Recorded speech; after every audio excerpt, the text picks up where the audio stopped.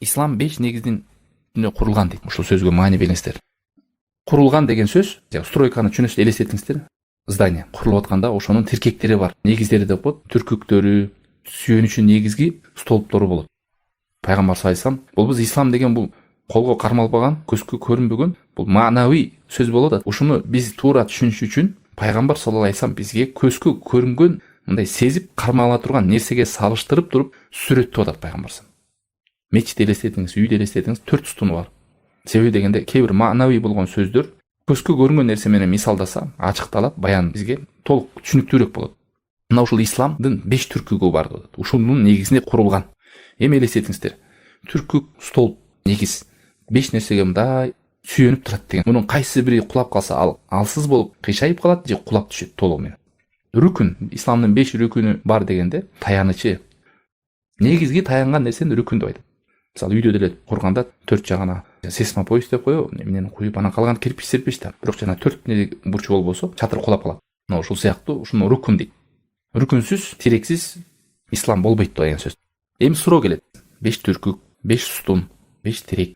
Буну бири эле кулап кала турган болсо, эмне болот? Алымдар айтат. Дайин хадама рукун имман ясхут бина, эки нерсенин бири болот. Эгер 5 түркүктүн негизинин бири кулап кете турган болсо, анда ал алсырайт деп кыйшайып кулайын деп кулап кетет толугу. Элестетиңиз, ислам, адамдын исламы сүйлөнүп атат берде. Капыр менен ыйман, мусулман менен мусулман эмес. Исламдын кайсыл учурда адамы алсызданып калат, исламы кайсыл учурда жок болуп кетет деген сөз болот берди. Ал эми 5 түркүктен жоголо турган болсо, анда болду, ислам жок деген сөз. Калган амалдар бар да, ислам бул кеңири нерсе. 5 нерсе бул негизги түркүк деген сөз. Негизи деген сөз. Булар болбосо, калган амалдарга пайда жок. Ушинтип элестетиңиз. Үйдө курдуңуз бир чатырды, ичине люстра коебуз, жашынакай төшөк салабыз, потологун жасайбыз. Бирок стундар кулап кетсе, жанан баары күбүлүп түшөт. Люстра, ичинде коздуктун баардык здание кулап түшкөндөй эле. Мына исламда дагы 5 негиз жок болсо, кылган сооп амал, жакшы сөзүңүз, садакаңыз, эмне жакшы иште, зикириңиз баары жок деген сөз. Элестетиңиз. Кээ бир учурда зданияларды байкаңыздар, чатыр бир нерсе койгондо деле сүйөнүчү бир негизги тиркек бар, ошону кулап салсаң полный ал чатыр кулап түшөт. Ошондой эле исламда дагы кээде бир эле рүкүнү жок болсо, толугу менен колдонот. Мисалы, биринчи рүкүн Аллахтан башка сыйынууга татыктуу зат жок, Мухаммад саллаллаху алейхи вассалам элчиси деген нерсе бир эле ушул рүкүн жок болсо, болду. Намаз да жок, орозо да жок, зекети да жок, ажылык да жок. Ажылыкка канча барсың, канча намаз окубасын, канча зекет бербесин, канча орозо тутпасын, эч нерсе жок. Эмнеге? Себеби анын негизги рүкүнү жок болду. Ал шахадату алла илаха иллаллах ва анна Мухаммад расулуллах. Ижма менен алымдар айтат. Кимде ким шахада жоголо турган болсо, бир эле рүкүнү, исламдын бир рүкүнү. Анда башкасын баары жок болот. Кандай коркунуч.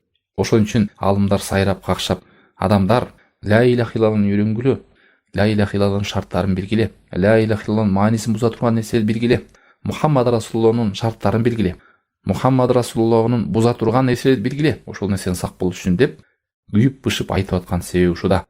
Антпесеңер калган кыйналып, канча өмүрүңөрдү коротуп, убакыт жумшап, орозоңор сууга чаңкоо, ачкачылык болуп калбасын. Намазыңар жөн эле физзарядка болуп калбасын. Эч бир пайдасыз болуп калбасын. Сооп топтолбой, адам күнүдөн башка эч нерсе таппай калбасын. Үйрөнгүлө деген ушул. Бир эле рүкү кулабы менен башкалар да жок болот. Эми шахадасы дурус. Калган күндөрдүн бири кулай турган болсочу.